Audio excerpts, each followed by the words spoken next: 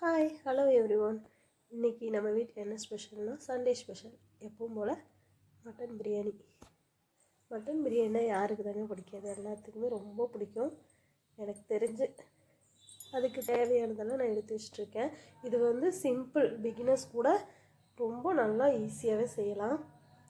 நான் வந்து இப்போ அரைப்படிக்கு ஆகிற மாதிரி நான் சொல்லியிருக்கேன் என்னென்ன இன்க்ரீடியன்ட் வேணும் அப்படின்னு சொல்லிட்டு. உங்களுக்கு வந்து ஒரு படிக்கு வேணும் அப்படின்னா இதை டபுள் பண்ணிக்கிங்க, அவ்வளோதான். ஆனால் இதே மாதிரியே செஞ்சிங்கன்னா டேஸ்ட் வந்து ரொம்ப சூப்பராக வரும். நான் என்னோடய மெத்தடில் நான் சொல்கிறேன். நான் இப்படி தான் செஞ்சிட்ருக்கிறேன் இது நாள் வரைக்கும்.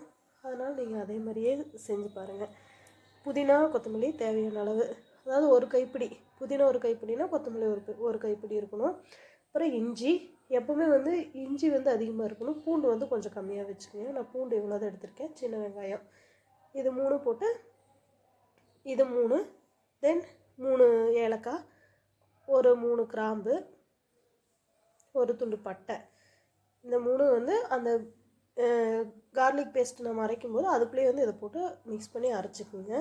அப்போ தான் இதோட டேஸ்ட் வந்து ரொம்ப என்ஹான்ஸ் பண்ணி கொடுக்கும். சின்ன வெங்காயம் வந்து எதுக்காக யூஸ் பண்ணுறோன்னா அதுக்கு தான். ரொம்ப டேஸ்ட் வந்து என்ஹான்ஸ் பண்ணி கொடுக்குறதுக்காக தான் அது நம்ம போடுறோம்.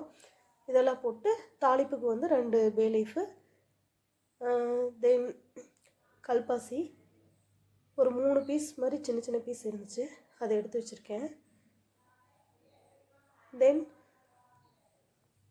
அன்னாசிப்பூ வந்து எங்கிட்ட அந்த ஸ்டார் அனைஸ் வந்து ஸ்டாராக தான் இருக்கணும், பட் என்கிட்ட அப்படி இல்லை, ஸ்ப்ளிட் ஆகிடுச்சு. சரி ஓகே அப்படின்ட்டு அதுலேருந்து ஒரு 4 பீஸ் எடுத்து வச்சேன். இது வந்து மராட்டி முக்கு 1.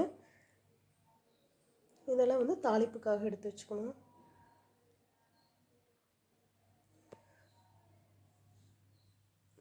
தென் இதெல்லாம் எடுத்து வச்சுக்கோங்க. ஒரு கிராம்பு, ஒரு ஏலக்காய், சின்ன துண்டு பட்டை, இது மட்டும் தாளிக்கிறதுக்கு எடுத்துக்கோங்க.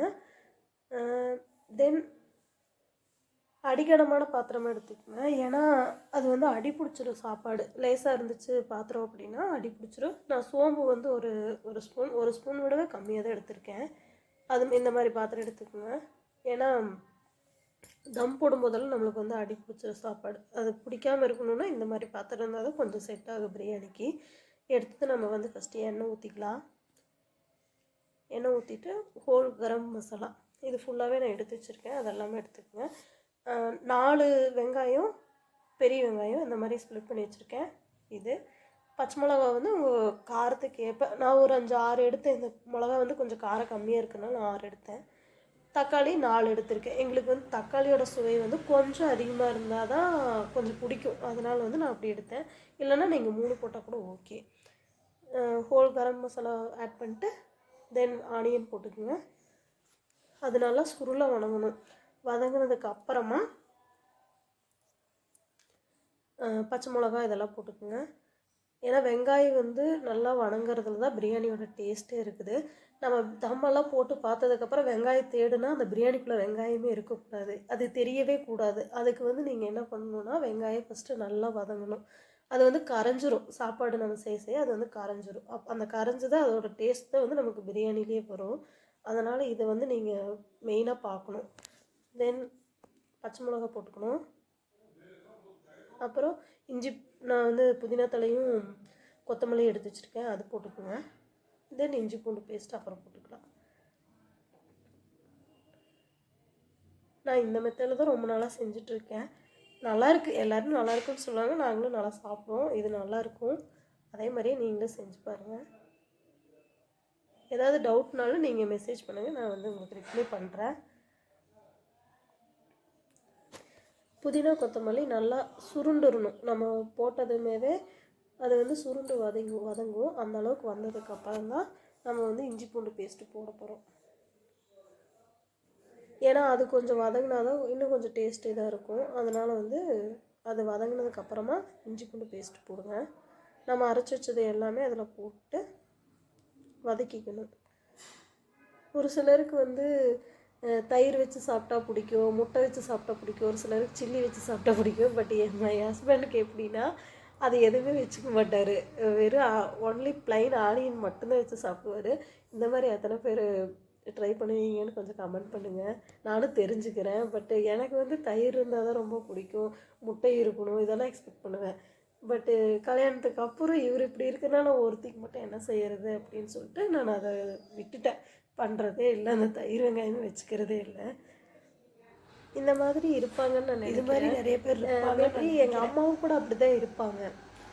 வெறும் தக்காளி சாதம் இந்த மாதிரிலாம் தட்டைப்பயிறு சாதம்லாம் செஞ்சோம்னா வெறும் ப்ளைன் ஆனியன் மட்டுமே வச்சு சாப்பிடுவாங்க.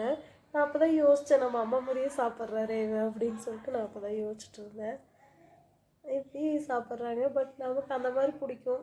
ஆனால் அவாய்ட் பண்ணிவிட்டு இப்போ வர வர அது சாப்பிட்றதே இல்லை. அந்த மாதிரி கடைக்கு போனால் எல்லாம் கொஞ்சம் ஃபேமிலியாக எல்லோரும் இருக்கும்போது அப்போ எல்லாத்துக்கும் செய்வோம்ல, அப்போ மட்டும் நம்ம வச்சு சாப்பிட்டுக்கிறது. ஒருத்தியாக இருக்கிறதுனால நான் செய்கிறதில்ல. ஹஸ்பண்ட் மட்டும் அது மாதிரி வச்சு சாப்பிட்டுக்குவார். அப்புறம் தக்காளி போட்டுக்குங்க. தக்காளி போட்டு அதுவும் நல்லா குலைவாக வேகணும். அப்புறம் மிளகாய்த்தூள், வரமிளகாய்த்தூள். நான் வந்து எப்போ சக்தி மசாலா அந்த பிராண்டை தான் யூஸ் பண்ணுவேன். நான் அதுதான் போட்டிருக்கேன். அது மட்டும் யூஸ் பண்ணிக்கோங்க. போட்டுக்குங்க, 2 ஸ்பூன் மட்டும் போட்டுக்குங்க. எங்களுக்கு காரம் அந்தளவுக்கு, ஆனால் அரைப்படி அரிசிக்கு அது ஓகே. பட் நீங்கள் கொஞ்சம் காரம் வந்து அதிகமாக இருந்தால் தான் எங்களுக்கு பிடிக்கும் அப்படின்னா நீங்கள் வந்து அது மாதிரி போட்டுக்கலாம். தென் கறி வந்து நான் ஒரு 1/2 மணி நேரம் மேக்னேட் பண்ணி வச்சுருக்கேன். என்னென்னா கரம் மசாலா கொஞ்சம், கொத்தமல்லி தூள், தென் தயிர், இந்த 3 போட்டு நல்லா ஒரு 1/2 மணி நேரம் போட்டு வச்சுட்டேன். அது நல்லா ஊறினதுக்கு அப்புறமா தான் எடுத்து இதில் இந்த மசாலாவோட நான் வந்து ஆட் பண்ணியிருக்கேன். இதை போட்டு அதிலிருந்து கொஞ்சம் கறியிலேருந்து தண்ணி விட்டு அது வேகும். அதுக்கு வந்து நம்ம டைம் கொடுக்கணும்.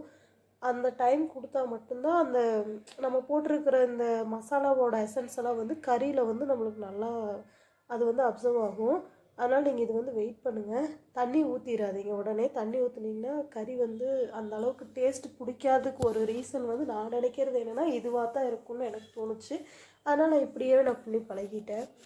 நான் தண்ணி ஊற்றாமல் அப்படியே மூடி வச்சு கொஞ்சம் நேரம் வேக விட்டோம் அப்படின்னா நல்லா வெந்துடும். ஆனால் அப்பப்போ எடுத்து கிளறி விட்டுக்கணும் ஒரு கரண்டி வச்சு. ஏன்னா வந்து அடி பிடிச்சிரும். தண்ணி இல்லாத இருக்கிறதுனால அந்த இஞ்சி பூண்டு பேஸ்ட்டுனால வந்து நமக்கு கொஞ்சம் அடி பிடிக்க பார்த்துரும். அதனால் வந்து நீங்கள் அதை பார்த்து நீங்கள் கிளறிக்கணும். கிளறிட்டிங்கன்னா கொஞ்சம் நல்லாயிருக்கும். உப்பு வந்து போட்டுக்குங்க. உப்பு நான் ஃபஸ்ட்டே ஒரு டைம் போட்டிருக்கேன், பட் இப்போவும் ஒரு டைம் போட்டுக்குங்க. தென் தேங்காய், நான் எப்பவுமே வந்து பிரியாணி செஞ்சேன் அப்படின்னா ஒரு சிலர் வந்து தண்ணியில் வந்து செய்வாங்க. ஆனால் வந்து தண்ணி வந்து அந்தளவுக்கு ஊற்றுறத விட எனக்கு தேங்காய் பால் அரைச்சி ஊற்றி செய்கிற பிரியாணி தான் கொஞ்சம் நல்லாவே டேஸ்ட்டாக இருக்கிற மாதிரி தோணும். ஒரு 4-5 பத்து மட்டும் தேங்காய் பீஸ் எடுத்து வச்சு அதை வந்து இந்த மாதிரி பால் எடுத்து வச்சுட்டு நான் 2 டம்ளர் அரிசி போட்டேன். இன்றைக்கி பாஸ்மதி ரைஸ் தான் போட்டேன். 2 டம்ளர் அரிசிக்கு 3 டம்ளர் தண்ணி, அதுதான் அளவு. 1 டம்ளருக்கு 1.5 டம்ளர் தான் தண்ணி ஊற்றணும். இதுவே உங்களுக்கு கரெக்டாக இருக்கும். நான் வந்து 2 டம்ளர் அரிசி இருந்து மறுபடியும் ஒரு கொஞ்சம் இருந்துச்சு, சரி கொஞ்சம் தான் இருக்குன்னு சொல்லிட்டு அதையும் போட்டேன். அதனால தான் அந்த கொஞ்சம் தண்ணி ஊற்றிருக்கேன்.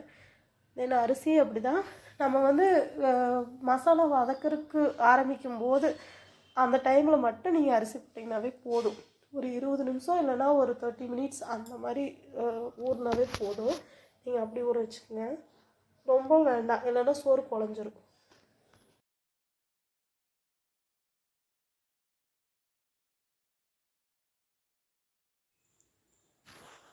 அதே மாதிரி ஒரே ஒரு டைம் மட்டும் கரண்டி விட்டு கிளறுங்க. ரொம்ப போட்டு கிளறிடாதீங்க. அது வந்து சாப்பாடு வந்து உடஞ்சிரும். அரிசி வந்து 2ஆக ஸ்ப்ளிட் ஆயிரும், 2 3 அந்த மாதிரி ஸ்ப்ளிட் ஆயிரும். அதனால் ஒரே ஒரு டைம் மட்டும் கரண்டி போட்டு கிளறுங்க.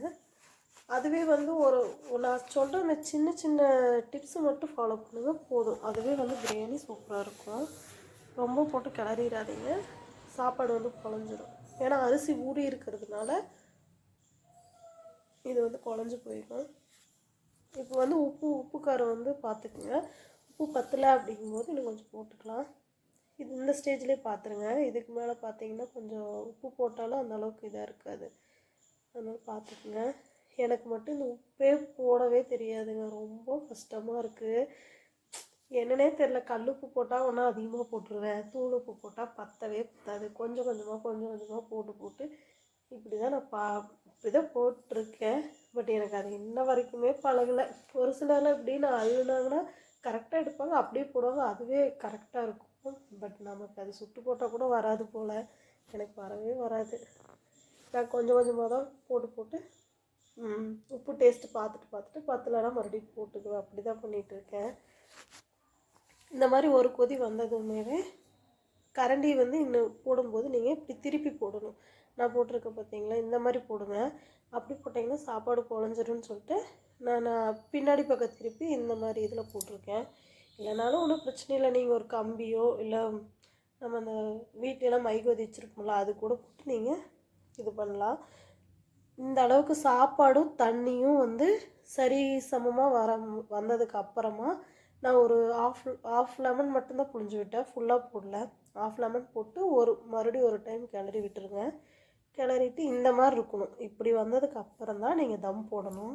இதுக்கு முன்னாடி போடக்கூடாது, இதுக்கு அப்புறம் போடக்கூடாது. இதுக்கு அப்புறம் போட்டிங்கன்னா அடி பிடிச்சிரும், இதுக்கு முன்னாடி போட்டிங்கன்னா சாப்பாடு குழஞ்சிரும். இதுதான் பிரச்சனை. இந்த மாதிரி சரி சமமாக வந்ததுக்கப்புறமா நீங்கள் ஒரு தட்டு வச்சு மூடி ஒரு அடிகனமான ஒரு இரும்பு தவா இருந்தால் நீங்கள் வச்சுக்கலாம். என்கிட்ட வந்து அது இல்லை, அதனால் நான் நான்ஸ்டிக் தோசைக்கல் தான் இருந்துச்சு, அதில் தான் நான் வச்சேன். உங்களுக்கு அந்த மாதிரி இருந்துச்சு அப்படின்னா நீங்கள் யூஸ் பண்ணிக்கலாம், பிரச்சனை இல்லை. பட் என்கிட்ட இல்லை. ஆனால் இது மறுபடியும் எப்படி தோசை ஊற்றுனா வருமா அப்படின்னா வரும். அதுக்கு கொஞ்சம் வேலை பார்க்கணும், அதெல்லாம் பார்த்தா தான் வரும். அதுக்கப்புறம் சரியாக வந்துடும். ஒரு தோசை ஃபஸ்ட்டு வராது, அப்புறம் 2வது தோசையிலேருந்து கரெக்டாக வந்துடும். இந்த மாதிரி வச்சுட்டு கரெக்டாக தட்டு போட்டு இந்த மாதிரி ஒரு பெரிய கல் ஒன்று எடுத்து வச்சுக்கோங்க. என்கிட்ட இந்த கல் இருந்துச்சு, இங்கே வந்ததுலேருந்தே இருந்துச்சு, அதனால் நான் வச்சிட்டேன். அதுக்கப்புறம் தம் உடைக்கும்போது நல்லா சாப்பாடு கிளறி விட்டு நெய் போட்டு நல்லா தம் உடைச்சிட்டு பார்த்திங்கன்னா நல்லா உதிரியாக இருக்குது சாப்பாடு, ஒன்றோட ஒன்று ஒட்டாமல். இப்படி தான் இருந்துச்சு. பட் தட்டில் எடுத்து வச்சு சாப்பிட வேண்டியதான். பட் பிரியாணி சூப்பராக வந்துருந்துச்சு. பட் எங்களுக்கு அந்த அன்றைக்கி சண்டே இப்படி தான் போச்சு. நல்லா என்ஜாய் பண்ணி சாப்பிட்டோம். நீங்களும் இதே மாதிரி ட்ரை பண்ணுங்கள், இதே மாதிரி என்ஜாய் பண்ணி சாப்பிடுங்க. பாய். இன்னொரு வீடியோவில் பார்க்கலாம். Take care.